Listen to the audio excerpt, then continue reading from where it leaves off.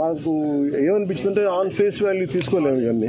So అందుకనే దీనికి కీలకమైన కారణాలు ఏంటి, the exact causes and investigation, the detail enquiry has been initiated to ascertain the reasons and fix responsibility. అంటే ఎవరైతే నాకు ఆఫ్ హ్యాండ్గా చెప్పారో ఇవన్నీ కూడా కమిటీకి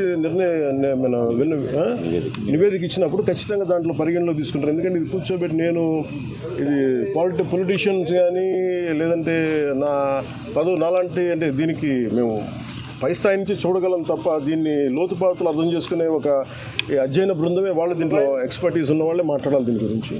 కాకపోతే నా ఇంటెన్షన్ ప్రతిసారి ఏంటంటే ప్రతిసారి ఇలాంటి దుర్ఘటన జరిగినప్పుడల్లా మనం బాధపడుతున్నాం, కానీ పునరావృతం కాకుండా ఏమేం చేయగలగాలి, ఎలాంటి చర్యలు తీసుకోవాలి, ఇది మటుకు ఇది నిరంతర పహారా. ఇది అంటే ఇది ఒకసారి నిర్లక్ష్యం కూడా కాకపోవచ్చు. ఒకసారి మెటల్స్ వాటి తీసుకునే వాటి ప్రభావం ఎలా ఉంటుంది, వాటి యాక్షన్ ఎలా ఉంటుంది, వాటి రియాక్షన్ ఎలా ఉంటుంది, always it is certain accidents జరుగుతూ ఉంటాయి. It always surprises.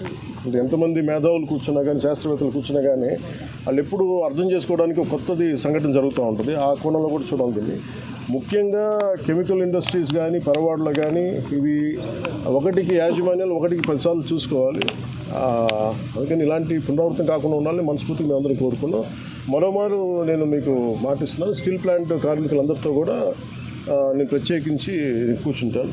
ఒక అవసరమైతే ఒకే రోజు అందరూ తీసుకోలేను కాబట్టి ఒక కనీసం అటెస్ట్ నుంచి ఒక 4-5 గంటలు కూర్చుంటాను. ఇంక నీడెడ్ అవసరం అనుకుంటే ఇంకో రోజు కూడా దీన్ని ఎక్స్టెండ్ చేసుకొని నేను దీని మీద నేను మీ సమస్యను సంపూర్ణంగా అర్థం చేసుకోవడానికి దాన్ని ముందుకు తీసుకెళ్ళాను. ఎప్పుడు చేస్తారు సార్ ఆ పని? ముందు ఇదంతా అవనివ్వండి.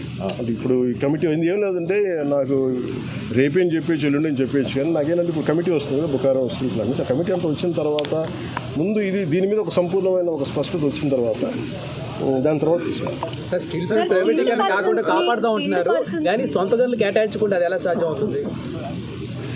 ఇప్పుడు మీరు ప్రశ్న ఇప్పుడు ఏం చేస్తున్నారంటే, నేను లాస్ట్ టైం కూడా ఇక్కడికే వచ్చాను. నేను ఎంటైర్ యూనియన్స్తో మాట్లాడాను.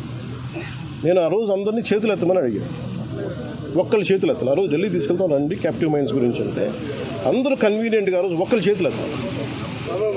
అంటే మీరు ఇండివిజువల్ పార్టీ పాలిటిక్స్ మీరు కలెక్టివ్గా స్టీల్ ప్లాంట్ మాది అనుకున్న irrespective party verticals or wing verticals పక్కన పెడితే మీరు స్టీల్ ప్లాంట్ కార్మికులు బాగు కోరుకోవాలి, ఇది బాగుండాలి, ఇది విశాఖ ఉక్కు, ఇది ఆంధ్రుల హక్కు అనే మీరు పదాన్ని నిజంగా మీరు ముందుకు తీసుకెళ్ళాలి స్ఫూర్తినంటే, నేను ఆ రోజున ఇదే దాంట్లో గత వైసీపీ ప్రభుత్వం ఇది అమ్మేస్తానంటే